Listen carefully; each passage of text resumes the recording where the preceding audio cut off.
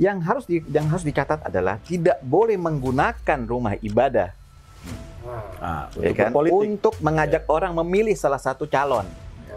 Itu misalkan ya, itu ada ajakan, itu khotul ahmar, kita sebut itu garis merah. Sebelum kita pahami juga definisi daripada politik identitas itu apa, ya kan? Politik identitas adalah satu gerakan atau satu perilaku yang mengambil dari referensi tertentu, baik itu etnis, baik itu komunitas atau agama, sehingga referensi tersebut dijadikan alat kendaraan politiknya untuk kepentingannya supaya bisa menang.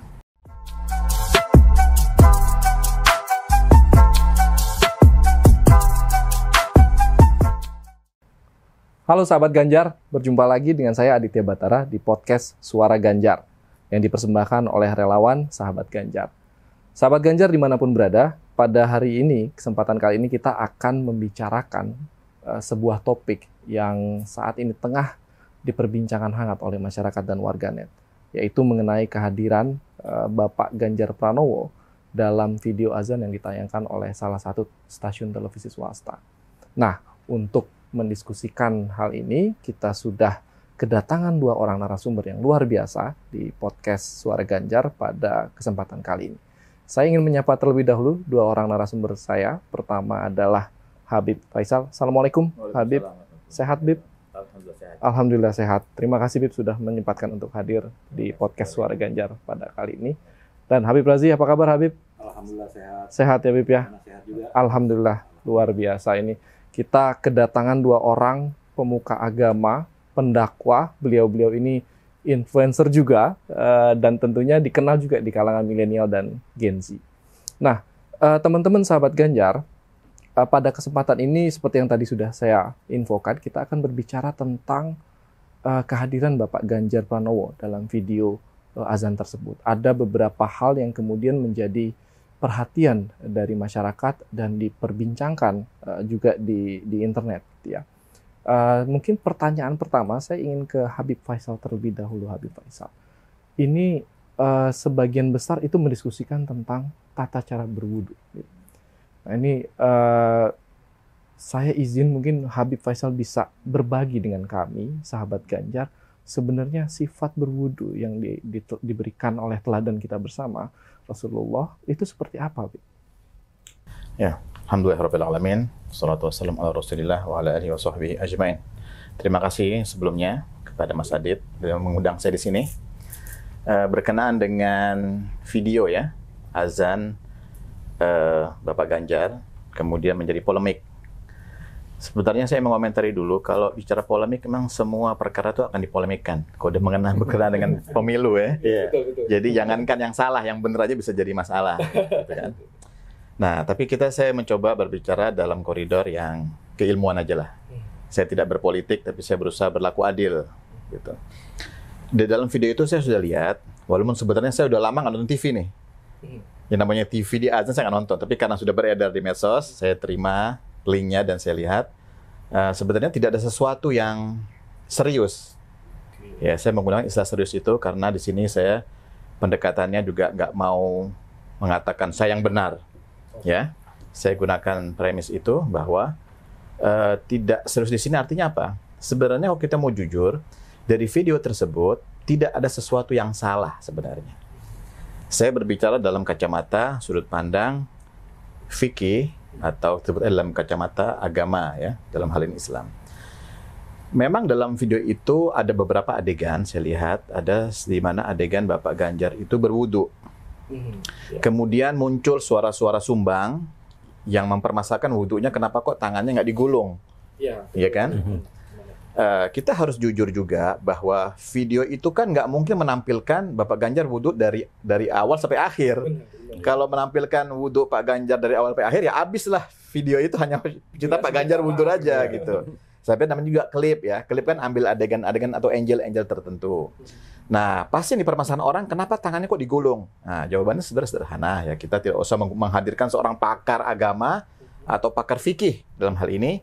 Kita mengatakan bahwa dalam hal tersebut, tanpa ingin membela manapun ya, saya tidak ingin membela manapun, berusaha untuk berada di tengah, bahwa Apa yang dilakukan Pak Ganjar tidak ada yang salah karena memang adegan itu hanya menampilkan bagaimana dia mengusap atau membasuh wajah saja. Gitu kan. Kan urutannya kan habis membasuh wajah, membasuh tangan. Baru kepala, baru kemudian kaki. Ya kan? Ayatnya itu dijelas dalam Al-Qur'an ya. Fa idza kuntum ila sholati faghsilu wujuhakum. Basuhlah wajah Anda wa aydiyakum ila marafiq. Wajah kemudian tangan ila marafiq, ila siku. Kemudian famsahu biruusikum, sebagian kepala, warjulikum, dan kaki. Jadi yang dalam fikih itu memang yang wajib itu 4. Basuh muka, ya, tangan sampai ke siku, kemudian sebagian kepala dan sebagian kaki, gitu. Jadi ini 4 bagian yang wajib. Yang sunnah ada banyak. Seperti kita lihat ada orang kumur-kumur, ada orang membasuh telinga, ya kan, basuh tangan terlebih dahulu, itu sunnah. Tapi kita bicara wajib hanya 4 saja. Di dalam video tersebut, adegan tersebut, Bapak Ganjar sedang membasuh wajahnya. Dan kemudian berpindahlah. Ya, scene berikutnya kan berpindah. Sudah nggak bahas lagi terusan daripada wudhu tersebut. Sehingga ada kalau orang mempermasalahkan tangan yang belum digulung, karena memang ada adegan tersebut, belum ada bicara tentang bagaimana membasuh tangan. Jadi itu saya pikir dijawab tidak perlu dengan hal-hal yang rumit ya, dengan ayat atau dengan hadis ya. Tetapi kemudian Mas Adit, rupanya berkembang polemik tersebut sampai pada titik ada adegan kemudian Pak Ganjar sholat. Ya, sujud ya. Sujud. Kemudian ribut lagi. Katanya sujudnya tidak sesuai dengan aturan fikih. Apa itu dipermasalahkan? Karena pada adegan tersebut ketika sujud Pak Ganjar tidak menyentuh hidungnya. Jadi kalau kita perhatikan video tersebut, ya saya juga perhatikan juga, ketika sujud hanya menempel dahi, tapi hidungnya menggantung, tidak menempel pada alas, pada kita sebutnya pada karpet itu, karpet masjid itu. Nah ribut lagi, wah ini nggak benar nih katanya fikihnya, berarti sholatnya tidak sah. Kalau wudhunya nggak sah, sholatnya nggak sah. Sholatnya nggak sah berarti semuanya nggak sah begitu. Nah di sini kita perlu bijak dan arif. Kenapa kita perlu bijak dan arif? Memang yang namanya pemilu, ya, apa cerita yang kita bicara politik ya, pemilu kada, pasti namanya kontestan itu akan dicari titik lemahnya. Siapapun itu. Kalau saya mengikut mencapreskan diri, akan dicari-cari kesalahan. Betul Mas Adit mencapreskan diri pun akan dicari-cari kesalahan. Segala macam akan diamati publik. Itu pasti itu. Itu budaya kita. Ini sudah menjadi budaya kita nih. Terakhir-terakhir sudah begitu kan? Nah, di sini saya mengatakan dalam fikih memang ada yang disebut dengan 7 anggota tubuh yang wajib dalam sujud. Ini bicara fikih sekarang nih, bicara fikih. 7 anggota itu apa? Pertama, dahi. Telapak tangan. Udah 3 ya. 1, 2, dan 3. Kemudian 2 lutut. 5. Kemudian kaki. Dalam hal ini jempol kita waktu sujud harus menyentuh. Jadi nggak boleh itu orang sujud kakinya ngangkat. Nggak boleh. Jadi ulama mewajibkan 7 anggota sujud. Disebut sah sujudnya kalau 7 anggota ini menempel pada bagian di mana tempat sujud kita. Nah, pertanyaannya apakah hidung ini masuk bagian wajib anggota sujud? Di sini ulama memang terjadi ikhtilaf, perbedaan pendapat. Saya tidak ingin mengatakan benar atau salah dulu. Saya nggak mau mendahului kesimpulan. Tapi izinkan saya menjelaskan supaya ada pencerahan di sana. Jadi fungsi apa yang kita bicarakan hari ini bukan untuk satu event, tapi untuk siapapun dan kapanpun dan dimanapun. Besok-besok ada peristiwa apa lagi, kita udah punya pegangan. Nah, kalau kita mengetahui batasan, kita akan menjadi orang bijak. Orang bijak itu sekarang itu menjadi orang bijak, nggak mungkin kalau dia tidak menguasai ilmu tersebut. Dia kuasai perbedaan yang terjadi, dia kuasai semua apa yang memang sedang hot di situ, dia akan menjadi orang yang bijak. Kalau kita hanya ingin mengatakan kita yang benar dan orang lain salah, selamanya kita tidak akan pernah menjadi orang bijak. Kita harus pelajari semua perbedaan-perbedaan di zaman kita tentunya. Termasuk dalam konteks ini adalah memang ada pendapat mengatakan hidung harus menyentuh tempat sujud.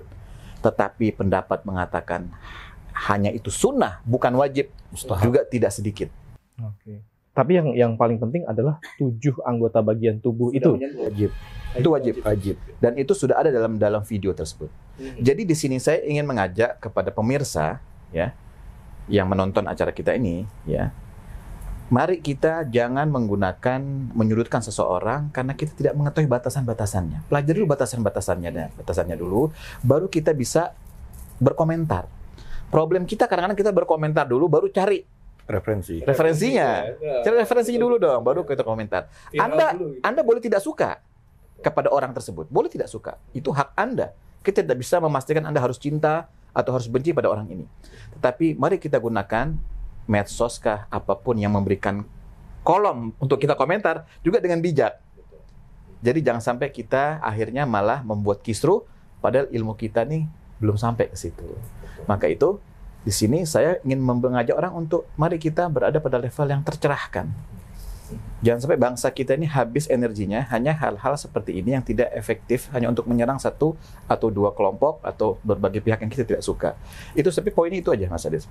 Ya. Terima kasih Habib Faisal. Jadi artinya kita sebagai masyarakat biasa harus lebih bijak dan lebih mencermati apapun informasi yang diterima ya, terutama yang berkaitan dengan fikih dan segala macam gitu ya. Karena untuk belajar tentang hal itu membutuhkan waktu yang lama dan jangan sampai kita mengambil kesimpulan yang singkat gitu ya. Dan memang ada begini. Ini kita out the konteks kita hari ini. Kita bicara soal azan. Saya mau menceritakan ini. Ada perilaku di tengah-tengah kita. Dia serius ya. Perilaku tengah kita adalah kita ini kok sudah menjadi komentator, komen apapun ya. Saya baca portal berita, mau isinya apa saja, mau isinya itu politik, mau isinya olahraga, mau isinya soal makanan. Tuh komentar kok gak ada enak gitu. Isinya hanya hujat-menghujat.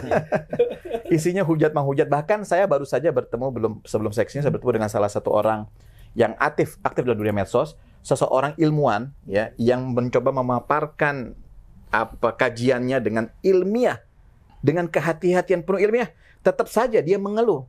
Kenapa? Yang komen akhirnya tidak ada yang bisa dijadikan tidak mencerminkan. Padahal dia sudah berusaha ilmiah. Jadi memang ada satu budaya, entah apa, satu kecenderungan di masyarakat kita hari ini menggunakan medsos tidak dengan bijak, hanya untuk event seperti untuk meluap-luapkan hal-hal yang ada dalam dirinya. Problemnya sepertinya ada pada diri dari kita ini semua. Gitu Mas Adit. Mungkin ini tugas Mas Adit mungkin ya.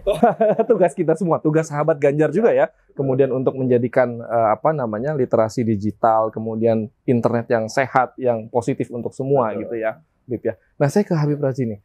Bib, ini kan perdebatan ini kemudian masuk kepada ranah di mana tayangan video itu dianggap sebagai sebuah bentuk politik identitas. Nah kalau dari Habib Razi sendiri melihat, apakah kemudian tayangan tersebut memang mengandung unsur politik identitas dalam hal ini, kemudian menggunakan simbol-simbol atau kemudian nilai-nilai keagamaan, atau misalnya justru ini bukan politik identitas, ini dakwah, misalnya gitu, Bib. Gimana, Bib, pandangan Habib sendiri? Assalamualaikum warahmatullahi wabarakatuh, sahabat bicara dimanapun berada. Terima kasih buat Mas Adit yang sudah mengundang saya di sini terkait dengan kejadian yang sedang hangat saat ini, yaitu hadirnya Pak Ganjar di momen azan. Dan akhirnya permasalahan itu digoreng-goreng ya. Digoreng-goreng apakah ini bagian daripada politik identitas atau tidak. Saya sangat setuju dengan pendapat Habib Faisal barusan. Emang yang namanya netizen 62 ini udah ngetop. Kalau udah ada urusan sesuatu yang viral, jadi semacam kayak budaya mereka, tidak melihat dari sisi positifnya atau tidak mengkaji dulu referensinya dari mana, tapi langsung ngejas, ya kan? Seperti halnya kejadian yang dialami belum lama ini Pak Ganjar dalam konteks azan ini dibilang politik identitas. Sebelum kita membahas lebih jauh lagi, kita harus memahami juga, ya kan, Pak Ganjar di situ konteksnya apa, ya kan? Konteks yang pertama, saya rasa itu hal yang biasa-biasa aja. Seorang Muslim, identitasnya Muslim, dan dia terlibat dalam video azan, ya, saya yakin tidak akan terpikir untuk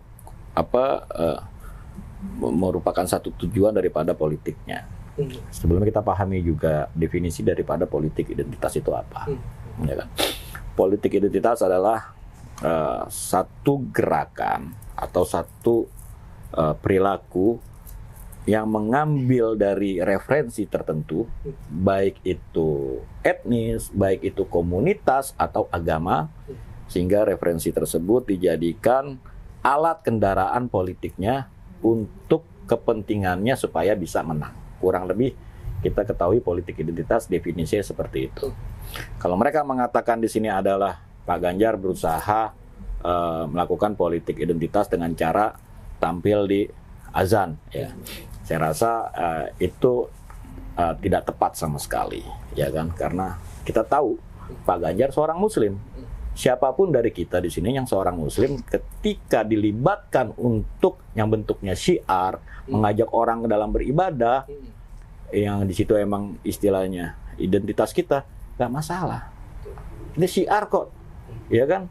Kecuali Pak Ganjar membawa referensi dari Islam atau membawa dari referensi etnis tertentu, nanti contoh lah kayak pilkada yang sebelum-sebelumnya, ya kan?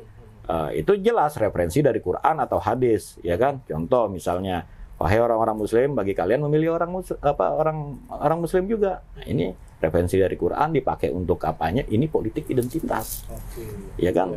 Tapi kalau dalam hal ini mengajak orang yang seiman untuk beribadah dan no comment juga di situ, hanya sebatas video. Kebetulan beliau seorang public figure, ya kan, kepala Jawa Tengah, gubernur dalam hal ini. Jadi mestinya yang mengkomen buruk itu harusnya mereka belajar cerdas lah. Jangan sampai menimbulkan perpecahan. Jangan sampai akhirnya komen dia ini menjadi hoax. Dan itu yang selama ini juga disarankan oleh Pak Ganjar di internal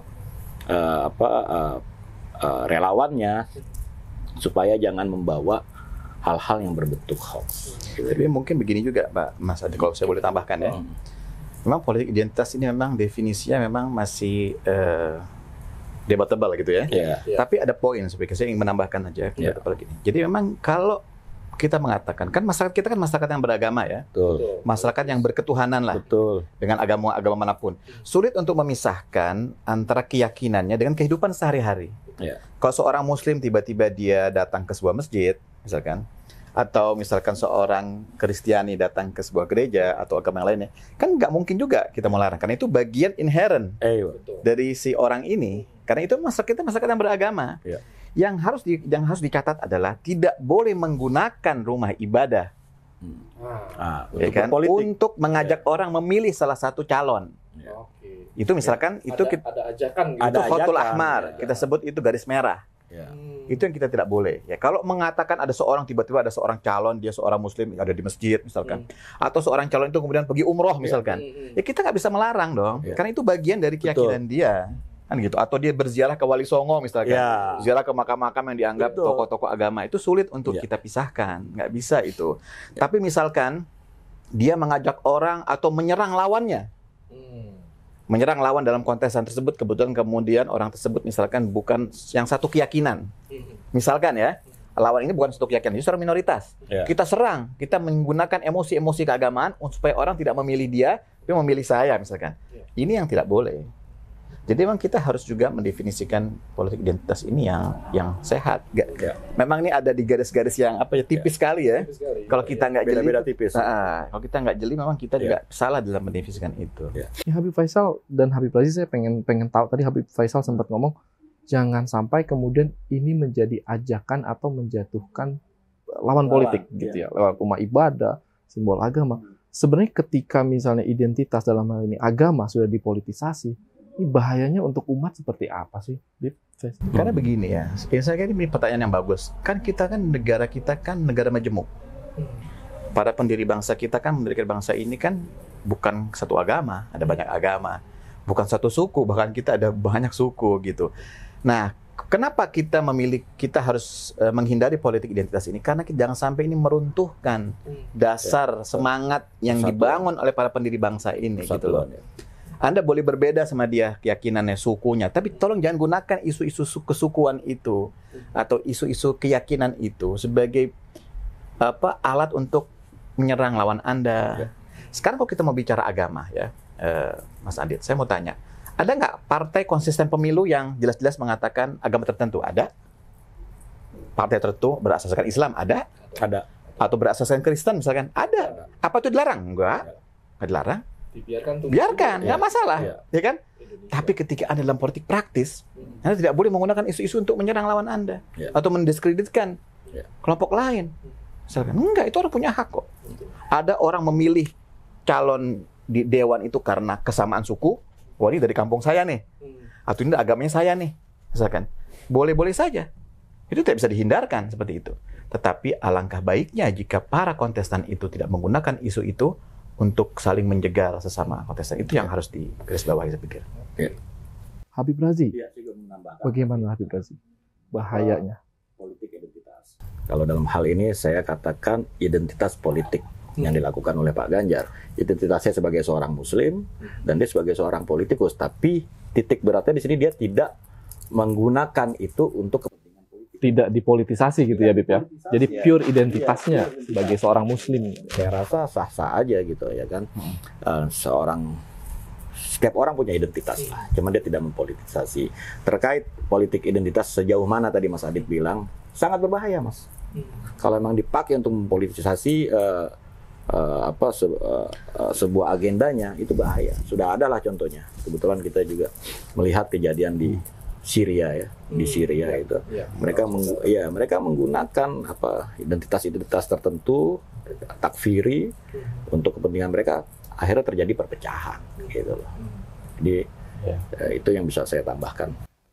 Jangan-jangan Bib, ini yang teriak-teriak politik identitas ini justru berupaya melakukan politik identitas. Itu dia. Iya. Jangan-jangan gitu ya, dibawa ke ranah politik mungkin gitu ya. Tapi ini ada pertanyaan nih, Habib Faisal dan Habib Razi sebagai seorang pendakwah, punya jam terbang yang luar biasa, seorang guru gitu ya. Dalam kacamata dakwah, apa yang dilakukan Pak Ganjar, apakah kemudian itu punya kontribusi yang positif terhadap kemudian umat Muslim khususnya di Indonesia? Dan mungkin tadi Habib bicara Indonesia ini negara yang berketuhanan gitu, kita beragama. Gitu. Mungkin Habib Razi dulu, apa kira-kira dampak dari apa video beliau itu terhadap nilai-nilai dakwah, upaya untuk kemudian kalau mungkin bahasanya membumikan Islam gitu. Iya, betul.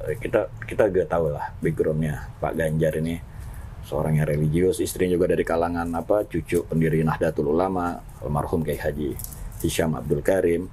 Makanya beliau dengan bangga dan beliau tahu gitu loh, kalau bentuk daripada dakwahnya ini sangat bermanfaat. Seorang tokoh, gubernur, dan dia juga mencontohkan kepada masyarakat bahwasannya beliau paling gencar ya, istilahnya kampanye hoax itu betul-betul dijauhi lah. Dan ternyata beliau orang pertama yang kena. Saya bilang ini mereka mempelintir ya, bisa mengatakan serangan-serangan yang bentuknya hoax gitu loh. Yang tadi sudah dibahas oleh Habib Faisal juga, masalah wudhu, runtutannya, sampai mereka itu menggoreng dengan kalimat hidung harus sujud. Harus kena. Iya kan, harus kena, ya kan. Padahal ini bukan bentuk satu kewajiban. Kita bicara sah, ya kan. Sah wajibnya ya jidat, kalau hidung mustahab. Jadi seperti itu. Saya rasa Mas Adit.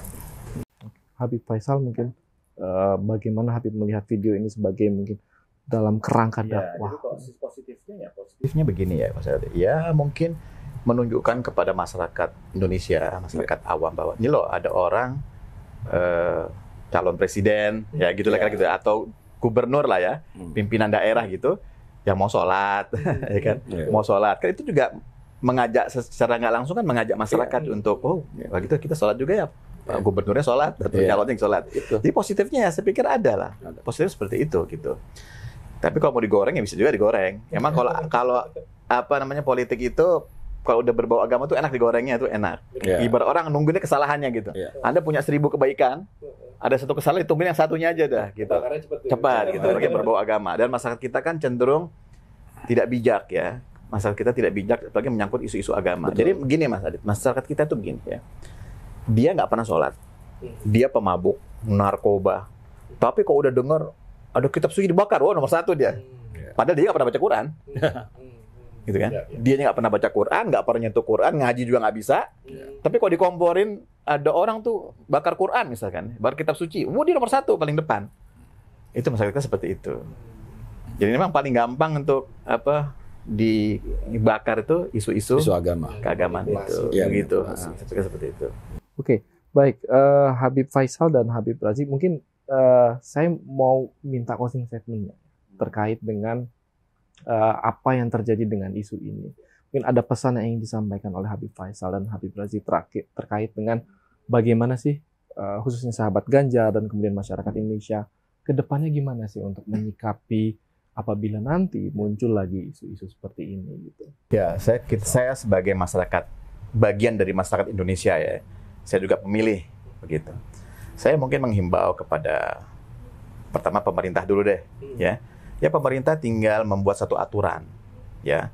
Mungkin dalam hal ini KPU atau pemerintah dengan undang-undang batasan-batasannya apa sih seseorang itu dikatakan yang tidak dibolehkan dalam berkampanye, atau seseorang itu sudah menjadi calon, apa sih? Kan pasti ada undang-undangnya dong. Ya. Nah, pemerintah tinggal memperkuat undang-undang itu. Karena ada lembaga yang berwenang. Saya pikir. Jadi nggak sampai kisruh kemanapun gitu. Kalau kita kan hanya, kalau nunggu kisruhnya pasti semua bisa kisruh nih. Lagi panas-panasnya kan, apa aja. Kepada masyarakat awam, termasuk orang seperti saya, ya kita harus bijak dulu. Jadi apapun, framing.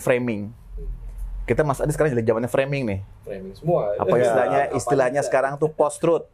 Post-truth kan, jadi ada satu kebenaran, tapi ada kebenaran yang lain, kebenaran yang di-create, kebenaran palsu, kebenaran yang hakiki itu sudah tidak dianggap, tapi orang menggunakan kebenaran yang framing itu.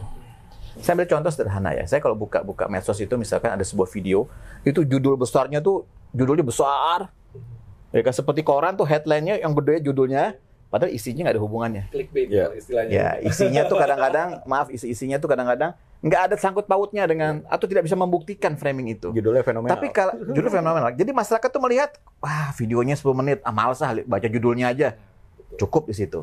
Akhirnya kebohongan demi kebohongan, framing demi framing itu menciptakan satu opini dan itu membentuk kebenaran yang sebenarnya sudah tidak laku. Yang digunakan adalah kebenaran yang dibuat tadi. Nah, itu masyarakat kita seperti itu dalam banyak hal.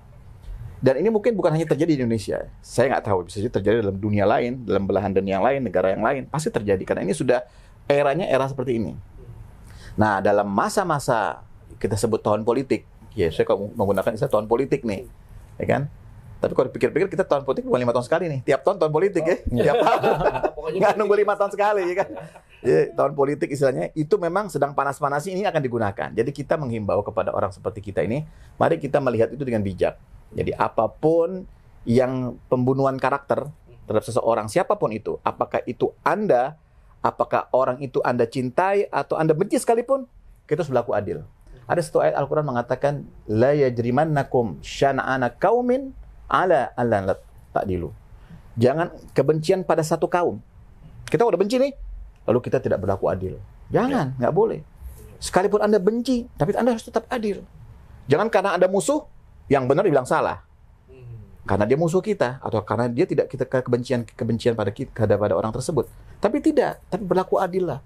Sekalipun itu kesalahan ada pada orang yang Anda cintai, misalkan pada keluarga Anda harus berlaku adil. Jadi di sinilah kita diajak dalam spirit keagamaan kita, mari kita berlaku adil dalam banyak hal. Bahkan terhadap hal-hal yang bersinggungan dengan lawan atau apa gitu. Jadi jangan menggunakan karakter assassin karakter lah gitu ya. Karakter assassination ya. Jadi jangan membunuh sampai orang tuh dibunuh, soal itu orang tuh nggak ada baiknya. Nggak ada begitu, dunia ini nggak ada semuanya baik, nggak ada semuanya buruk. Pasti ada komposisinya, ada baiknya, ada buruknya. Tinggal mana yang lebih banyak gitu ya. Gitu aja Mas Adit. Ya, terima kasih Habib Faisal. Habib Razi gimana Habib Razi? Ngasih simpulan terakhir. Mungkin sebagai seorang warga Indonesia yang kita punya hak pilih, yang kita punya hak menjagokan lah ya, kita harus lebih berhati-hati lagi karena waktu pemilihan ini sudah mulai dekat. Karena biar bagaimanapun kita semua ini juga bersaudara, satu negara, satu bangsa. Jangan sampai karena kita fanatik dengan calon tertentu, akhirnya kita mati-matian membuat opini pembelaan yang jatuhnya malah jadi hoax. Ya kan? Jadi perlu dicermati lagi sebelum kita komentar, kita harus gali dulu referensinya yang tadi seperti sudah diutarakan oleh Habib Faisal, cara salat dan wudhu, serta juga yang lain-lainnya tadi referensinya.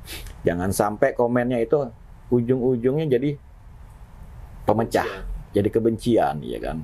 Karena hoax itu dalam bahasa agamanya kan fitnah. Al-fitnah itu asyadu minal qatl. Kita memfitnah, kita memberikan berita bohong terhadap seseorang kepada orang lain, akhirnya jadi sebuah perpecahan atau bahkan lebih dahsyat dari pembunuhan. Saya rasa ya kita lebih cermat lagi lah. Itu. Baik, terima kasih Habib Razi, Habib Faisal, sahabat Ganjar dimanapun berada. Dari diskusi tadi kita mendapatkan pencerahan ya, dari Habib Faisal dan Habib Razi.